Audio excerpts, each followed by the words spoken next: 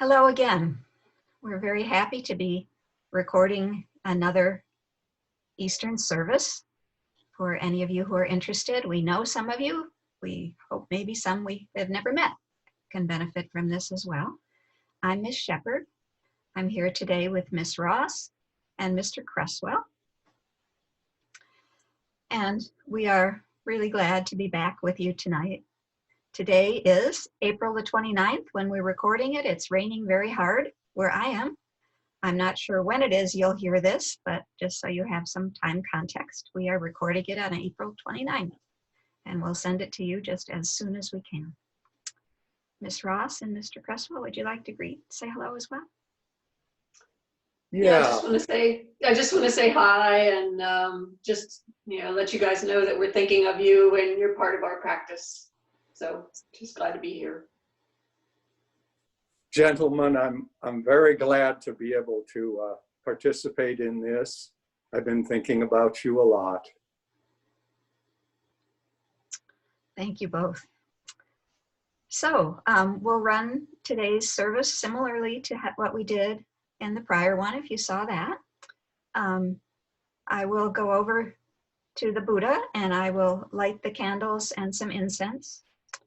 And we do that, and you may notice, I should have said something, you may notice the Buddha is concerned for all of our welfare as well, and he has a little mask to keep us all safe. But I can do something that lighthearted and silly because that Buddha is not an icon.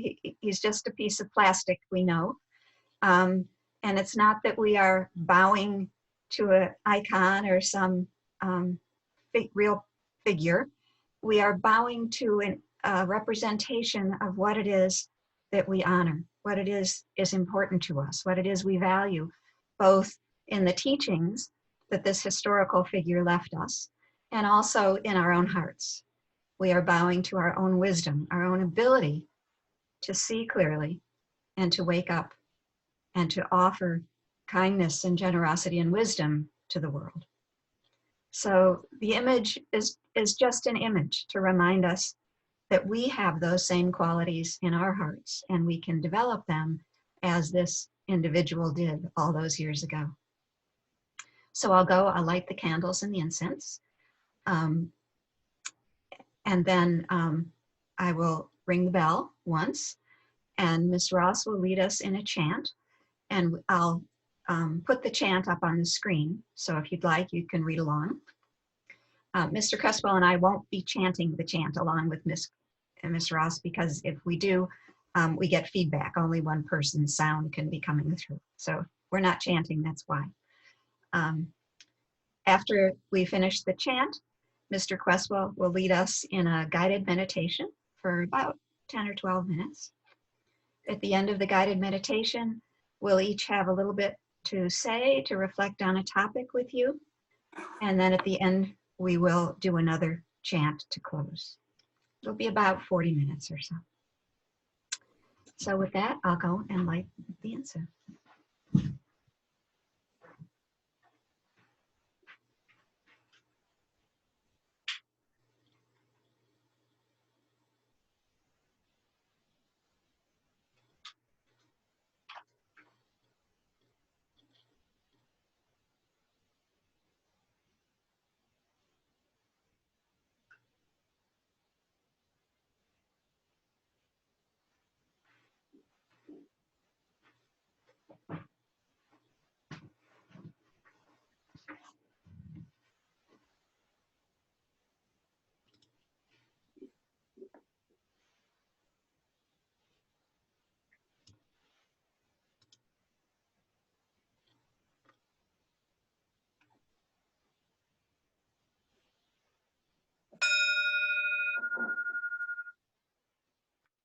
Now let us chant the reflections on universal well-being.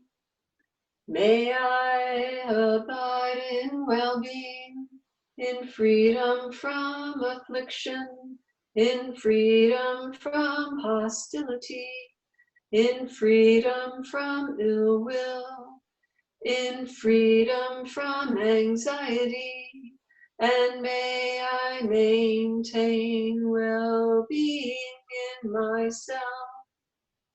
May everyone abide in well-being, in freedom from hostility, in freedom from ill will, in freedom from anxiety, and may they maintain well-being in themselves. May all beings be released from all suffering, and may they not be parted from the good fortune they have attained. When they act upon intention, all beings are owners of their action and inherit its results. Their future is born from some action, companion to such action, and its results will be their home. All actions with intention, be they skillful or harmful, of such acts they will be the heirs.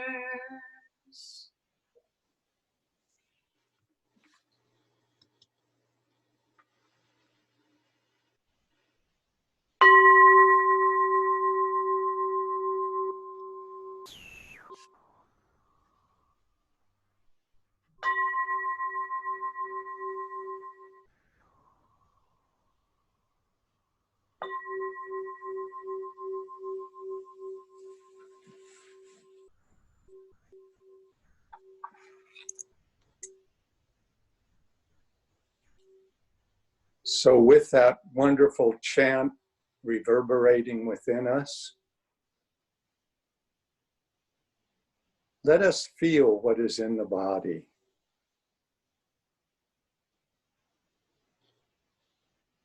Any tension we feel, any anxiety,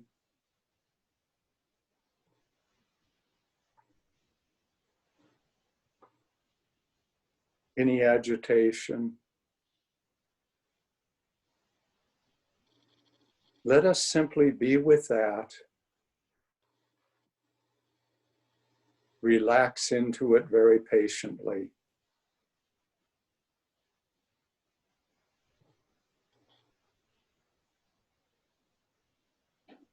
And taking an upright posture in the sitting,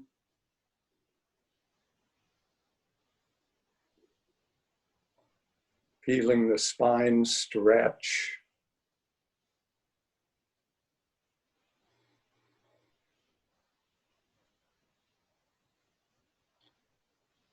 And then allowing the body to relax around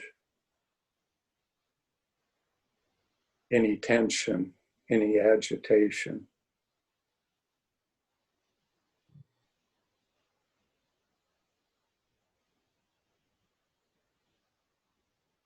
Allowing whatever subtle well-being that can create.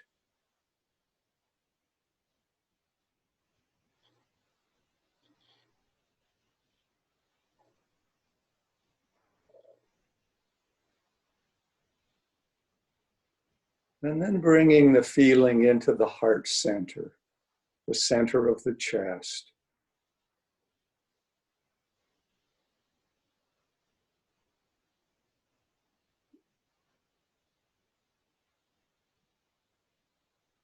Which may intensify the emotional aspect of our experience.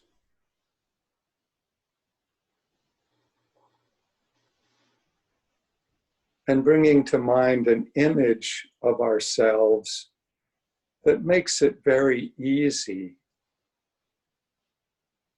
for us to wish well-being to ourselves. Perhaps ourselves as a child, perhaps ourself being generous to others, perhaps ourself enduring suffering without spilling it onto others.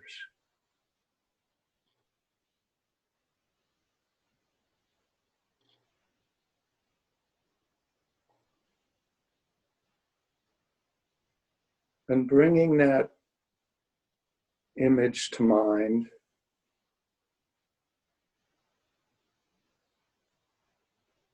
let us direct wishes of well-being toward ourselves,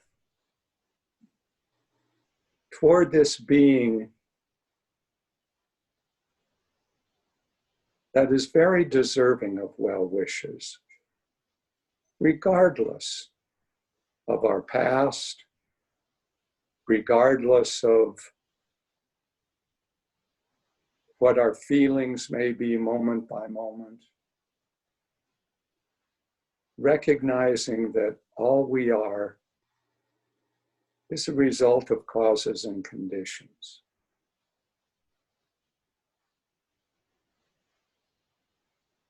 And so wishing in all compassion,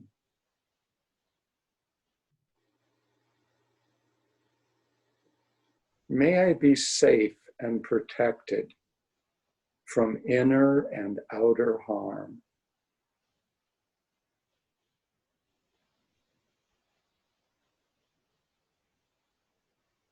Letting that idea permeate the body,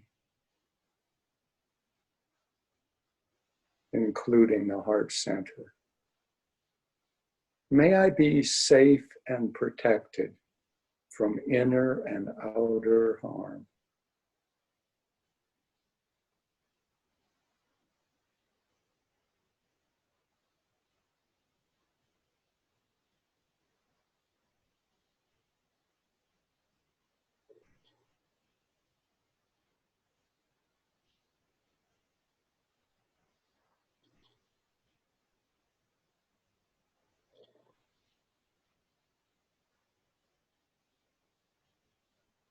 May my heart be happy and peaceful.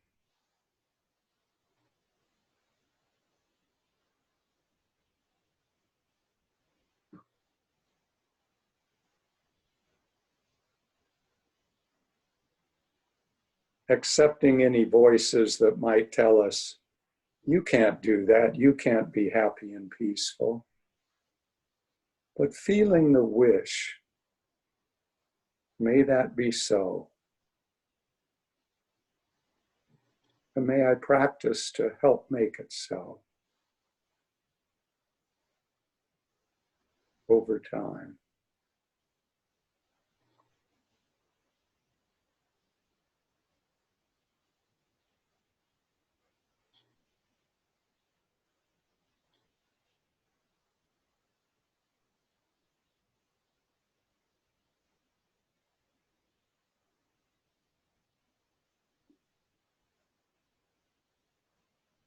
May my body be healthy and strong.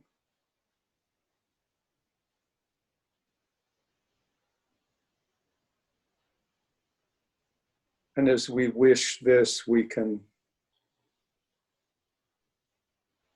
reestablish our erect posture and feel the joy of this strong body with whatever health it has.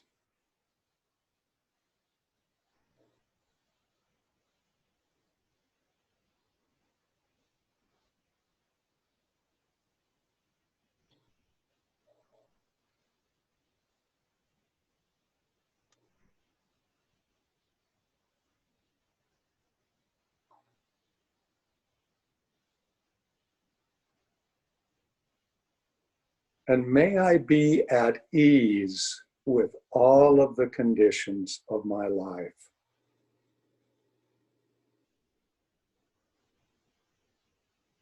With everything that happened in the past, with everything that I accept in the present in spite of the dissatisfaction that may be there. May I be at ease with all of the conditions of my life.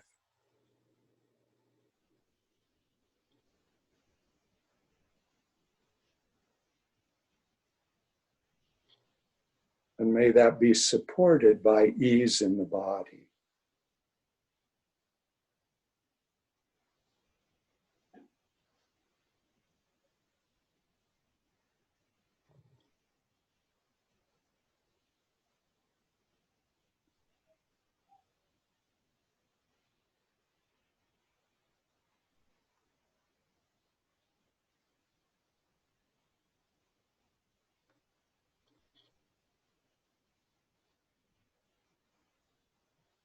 And then turning our attention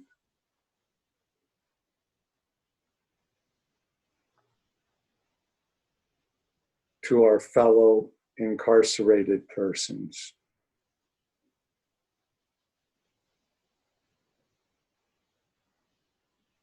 The men who each have an individual story to tell, but are now in the same boat of being incarcerated,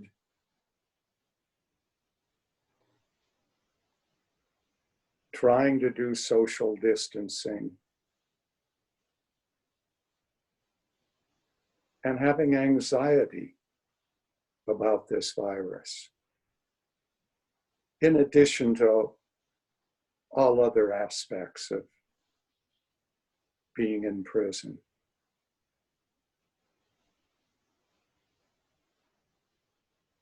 And so to all of our brothers,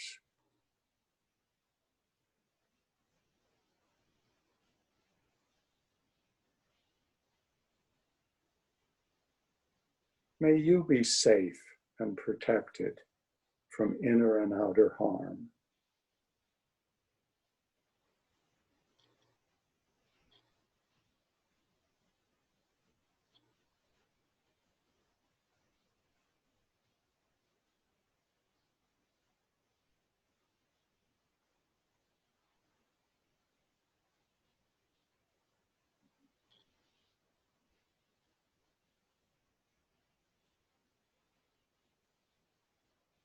Feeling that desire in the heart center.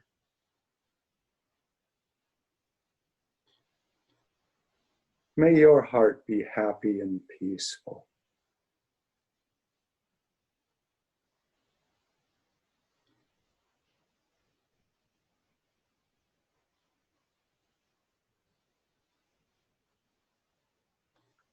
And may you be at ease with all of the conditions of your life.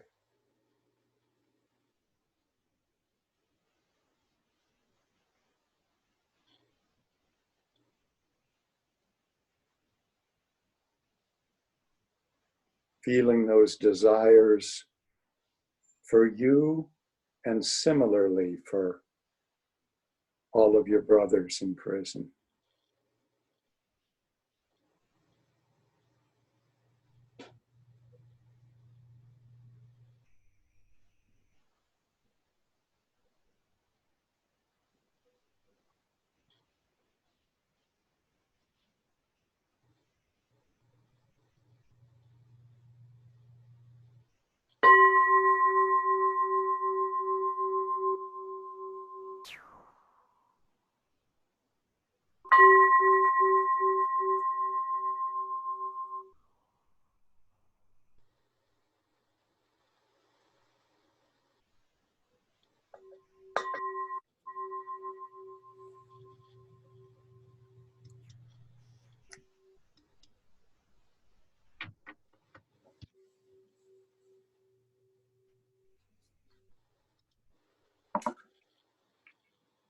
So with this fading of the sound of the bell, we come back into being together, just being aware of your surroundings after that meditation, and just feeling the effect on the body of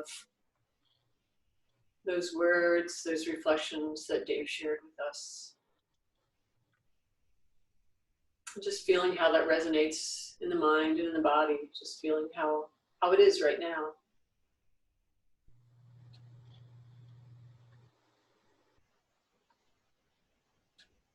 So we'll transition into going from kind of that inner reflection on universal well-being to kind of what I propose to do is to kind of parse out the words of what the chant was all about, and part of what Dave was pointing to in that meditation that we just did. And so the chant that we started with was Reflections on Universal Well-Being, the title of it. And we can start by thinking about what the word reflection means. And a reflection in our practice is we take a concept or an idea or a teaching, and we really contemplate it. We sit with it, kind of thought process it a little bit, but also just feel how it lands in the body and the mind, and relate the idea of this reflection to our own experience ultimately. So that's really what we're doing in reflecting on. So this teaching, this reflection on universal well-being, is putting an idea out there that the Buddha taught, but then it's up to us to really take it in and reflect on it, contemplate, and just see how it works in our own lives. So that's part of what I'll be talking about, is how this teaching, how I've been working with it, and then I just offer this as some ideas for you to think about and see, to practice with, and see how it reflects in your own life. So what's your experience with it? But when I read the reflection on universal well-being, I see that there's kind of two parts to it. The kind of concepts like Dave was leading us in the meditation, may I abide in well-being and freedom from affliction and freedom from hostility, from ill will, from anxiety, and may I maintain well-being in myself. You know, so we're noticing the suffering in our own lives, and we're wishing for there's a little peace and a little ease in our life, right? And so this is an intention. So that's what I see as the first part of this. We create, we know suffering, right? We notice there's stress in our life, and we go, couldn't it just be a little easier? Can I just be okay with this? This may not be pleasant, but can I just be okay with it and not be stressed out about it? And so it's two parts to our experience of stress. It's maybe the stress of worrying about the virus or worrying about your situation where you are. But then there's the added stress of the worry, the constant worry. And could I just have a little bit less of that? And so there's an intention, may I maintain well-being in myself. And that kind of opens the possibility that it doesn't have to always be stressful. You know, is there a way that we can maintain our own well-being, right? Even in the middle of stress, is that possible? And that's our intention in this practice, is to notice when we're stressed, and then notice, is there anything that decreases our stress, right? So that's the idea, is the intention. And then we wish it, may everyone abide in well-being, freedom from hostility, you know, may they maintain well-being in themselves. You know, just as we wish it for ourselves, we wish it for others. If nothing else, if they're less stressed out, we'll be less stressed out, because we'll be pushing each other's buttons less. But also, if I can maintain my well-being, I'm less likely to push somebody else's buttons too. So this is a really wholesome intention, right? A really good intention. Could we all just like live peacefully, right? That's really all we're trying to do. So this is the intention that we're putting out there. And it's not just magical thinking, like by thinking, oh, may everybody be happy, it's not instantaneously gonna happen. There's some action that's required. Some intent, you know, that intention has to be transformed into action. And that's what the second part of this reflection is about, is the action part of it. The words are, when they act upon intention, all beings are owners of their action and inherit its results. Their future is born from such action, companion to such action and its results will be their home. All actions with intention, be they skillful or harmful, of such acts will they be the heirs. So whatever our actions are right now determine what our future is going to be, is what it's saying, right? We don't have to worry about what our actions were in the past, but we can set an intention to decrease the stress in our life, and then we can decide what's the action that I can take right now to decrease the stress in my life. And so these intentional actions that we take, intention's an interesting word, because even if we're doing something unconsciously, like just through habit, there's still an intentionality, but it's an unconscious intentionality that just comes from our habits. So a lot of what we do, the neuroscientists and the psychologists say that like 90 to 95% of what we normally do is unconscious behavior. You know, somebody looks at you the wrong way and instantaneously you're mad for no reason. You're not even aware of it. But that intention, there's still an intentionality, but it's based on a lot of history and a lot of conditioning.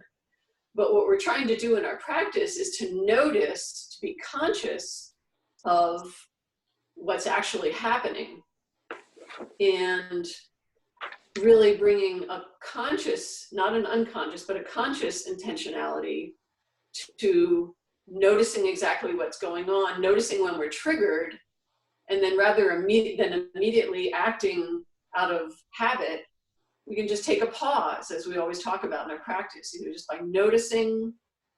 You can notice in your body you're getting stressed out, and then just a pause and get some clarity before you choose how to act. So you're watching what's going on, you're being present with what's going on rather than just unconsciously reacting.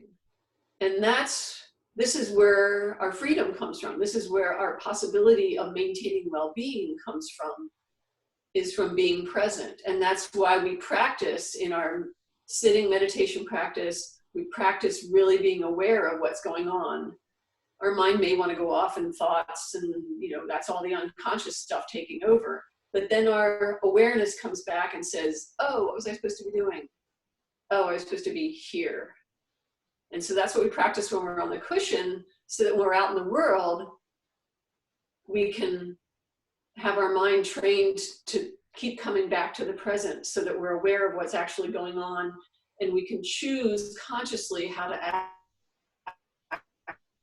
It. And if we choose something that decreases tension, that decreases stress for ourselves and for other people, then life can be more peaceful. So the more times we choose to go with a more peaceful strategy, the more times that becomes our new habit. And so that's what our practice is really all about. So this process really does give us more of a freedom of choice, but we have to keep practicing that, because we have decades of practicing unconscious behavior.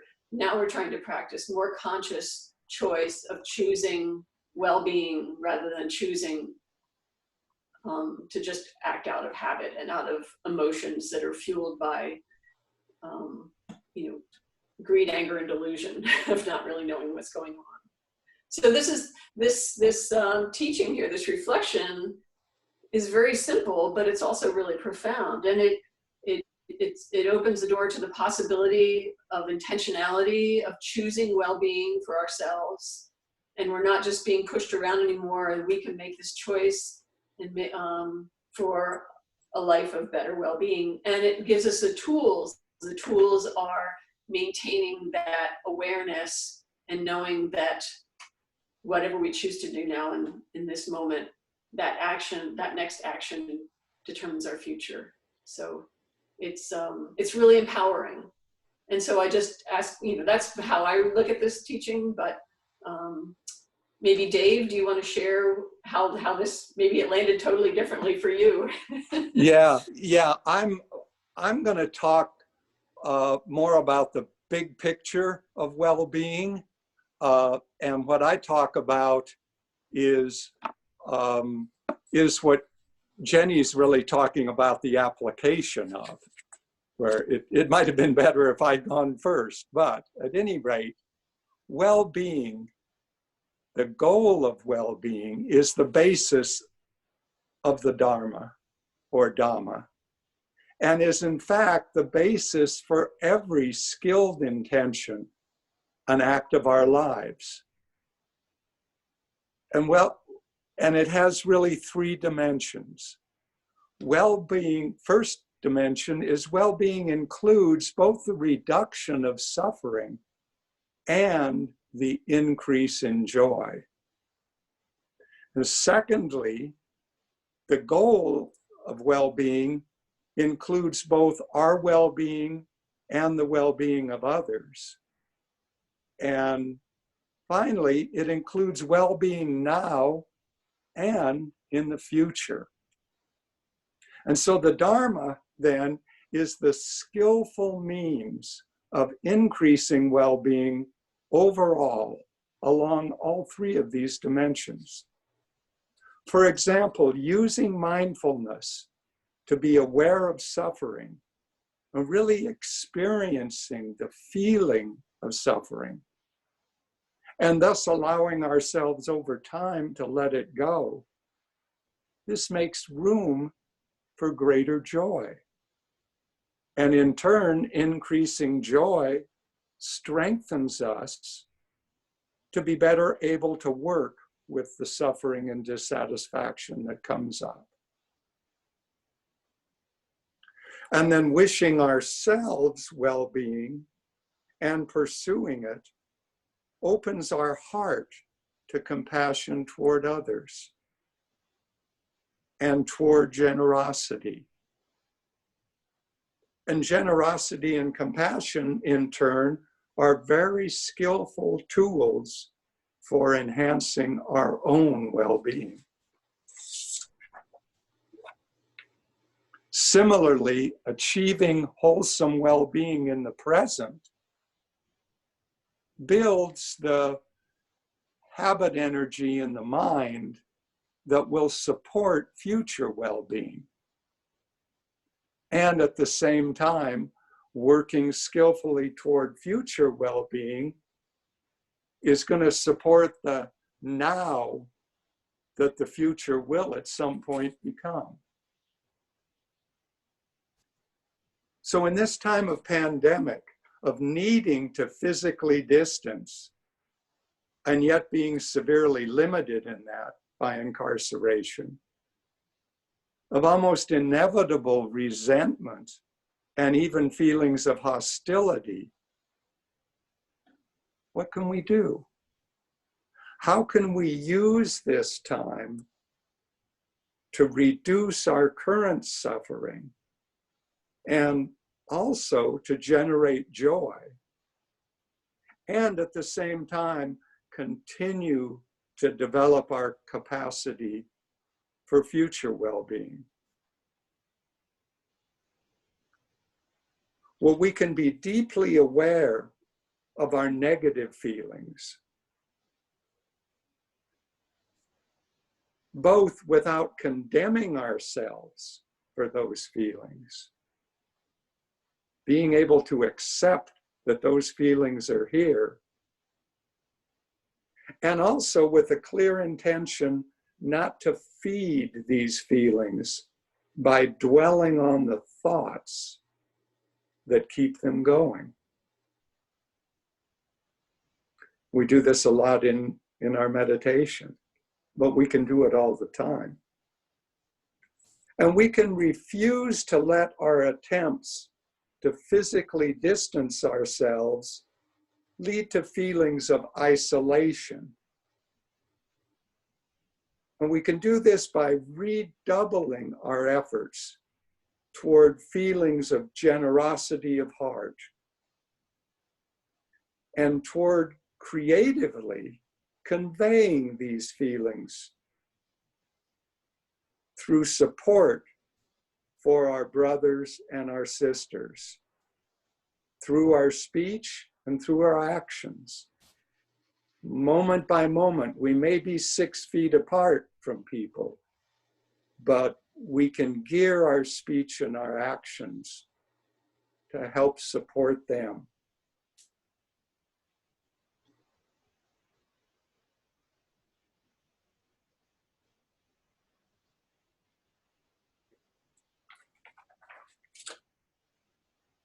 And we can recognize that as difficult as this time is, it can spur us toward a deeper commitment to practice with benefits now and in the future.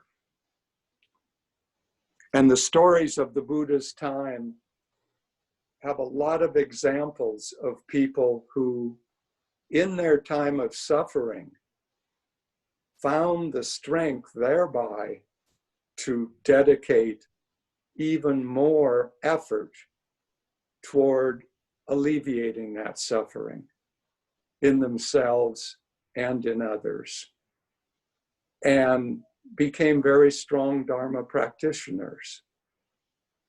So I would encourage you to think about what I've said, and in addition, apply some of the excellent instructions that Jenny gave. And Jan, I think you have some thoughts too on this.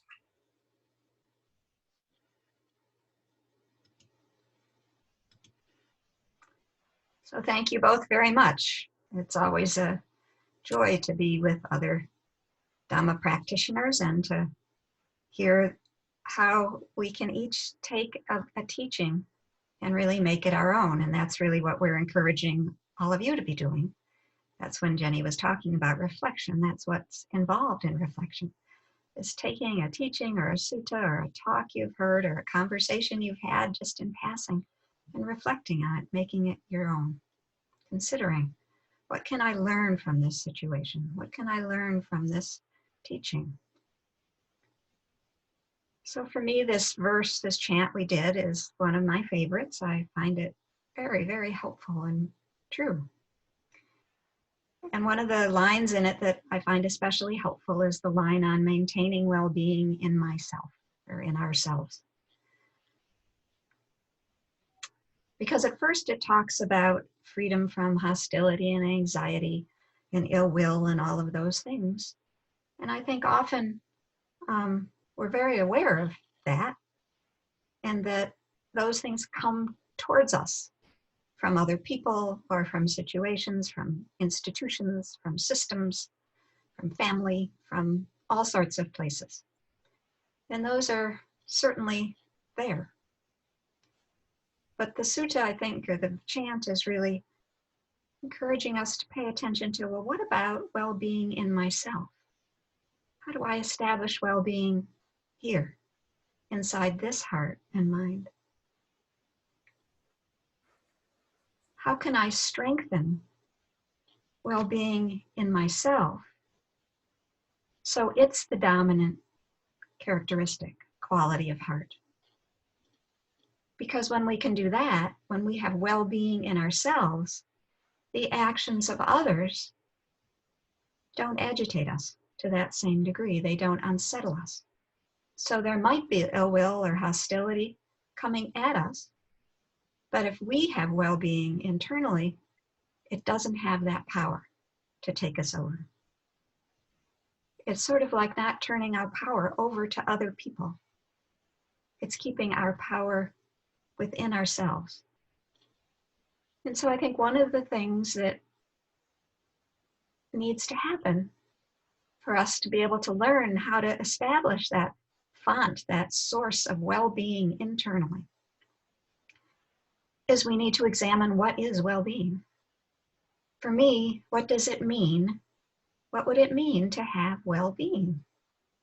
How do I envision feeling well, feeling happy, feeling joy is the word Mr. Cresswell used. So my encouragement would be to examine that for yourself, to decide what are the qualities of heart and mind that you are seeking, and why is that? What are the qualities of heart and mind that make you feel at ease, settled, safe, secure, even in unsafe, unsecure situations? Can you believe that that's possible? That there can be a heart that is so connected to well-being that all of those things externally, it's not that they don't touch us. It's not that we're not aware of them. We're not just blank, but they don't get us off our mark. They don't make us lose our own sense of internal well-being. They don't make us lose our own sense of values, our own sense of integrity. And fundamentally, I think this teaching on well-being is about remembering that we are always responsible for our own well-being. There isn't anyone else who is. That when we lose our well-being, it might have been sparked or prodded by the actions of someone else, but we lost it. And if we lost it, we can also reclaim it. We can also strengthen it, support it, cultivate it. And so our practice is about learning what are those ways we do that. And I think absolutely intention, as both Mr. Cresswell and Ms. Ross spoke about, is fundamentally important. To make sure, do I actually have an intention for well-being? Am I committed to my own well-being? I think I wasn't for many, many years. I think many people are not. But I hope some of you might reflect on that and decide you do want to be committed to your own well-being. You do want to take that responsibility to care for your own heart, to develop the qualities in your own heart that feed you, that make you feel open, safe, happy, connected, loved, able to offer love. So I think intention, mindfulness, as both of the others were speaking about, recognizing or strengthening the ability to recognize what mind state is present. If I can't know when well-being is present and when it's not present, I can't develop it. So mindfulness, the careful attention to what's actually happening in my own mind and heart right now. And then patience, because we may find that what's happening in our own mind and heart is often not well-being. And so it takes patience to recognize that and to learn, how do I redirect? How do I cultivate qualities that are towards my own well-being? And then things like generosity, a deep care for ourselves, taking care, a care and compassion for others. That all of those are the things that support well-being. And I think I want to end with a couple of Dhammapada verses. The first one, while in the midst of those who are troubled, to dwell free from trouble is happiness indeed. That speaks to the importance of our own well-being. That when we have our own well-being, we can be in the midst of others who are not. And in fact, we can be a positive force for those others. To recognize, oh, well, that person's at ease. How do they do it? Maybe I can do that too. And then the last one that I'll end on is one that uses the word radiant abiding. To me, that's a beautiful synonym for well-being. Radiant abiding. Wouldn't that be a magnificent state? To dwell in radiant abiding. And this verse goes like this. These three ways lead to radiant abiding. Asserting the truth. That means seeing clearly. That's our mindfulness practice. Not yielding to anger. And giving, even if you have only a little to share. So thank you all for coming today. We are going to end with another chant and then a dedication of the practice, a dedication of the goodness we have established by practicing together like this today. So the chant I'm going to chant in Pali. And I decided to do that, not because I expect any of you to understand or know Pali, but because I've found that actually hearing a chant in a language you don't understand lets you actually experience the chant in the way I think the chants are intended to be experienced, in terms of just rhythm and sound. So I'm going to put up the English translation, and I'll read it to you as well, so you can know what it says. But you don't have to worry about knowing the words of Pali. The point is just to hear the rhythm. It's quite short. It's only 3 verses. And it means, may there be every blessing for you. May all radiant beings protect you. Through the power of all the Buddhas, may you always be well. May there be every blessing. May all radiant beings protect you. Through the power of all the Dhammas, may you always be well. May there be every blessing. May all radiant beings protect you. Through the power of all the Sanghas, may you always be well. So I'm going to put it up on the screen, and then we'll do the chant.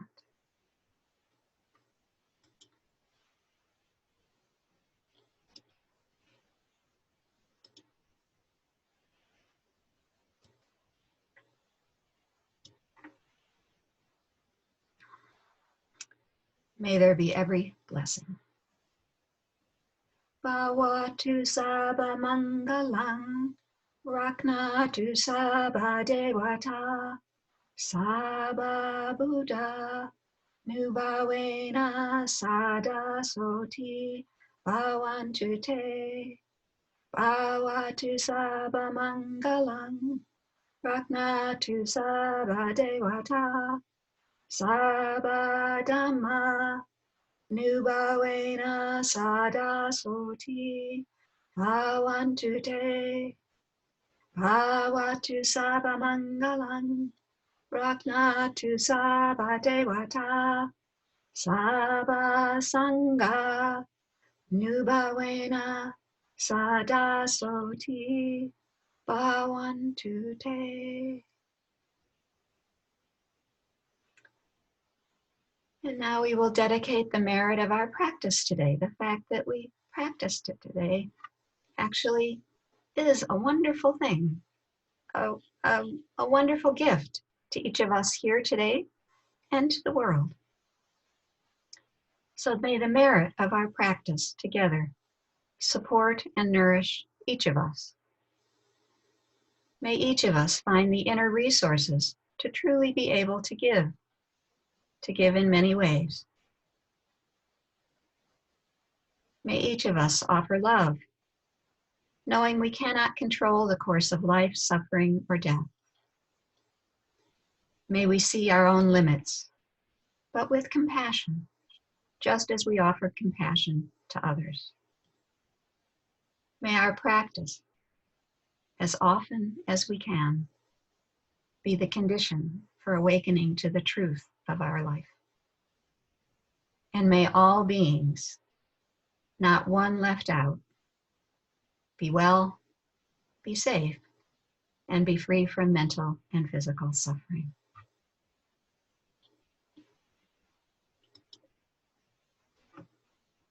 So we wish you well. You are in our hearts. Please hold us in your hearts. We need that as well. And we will look forward to sending additional videos in the future. Please take care of your own well-being. We care about you, and we want you to do that.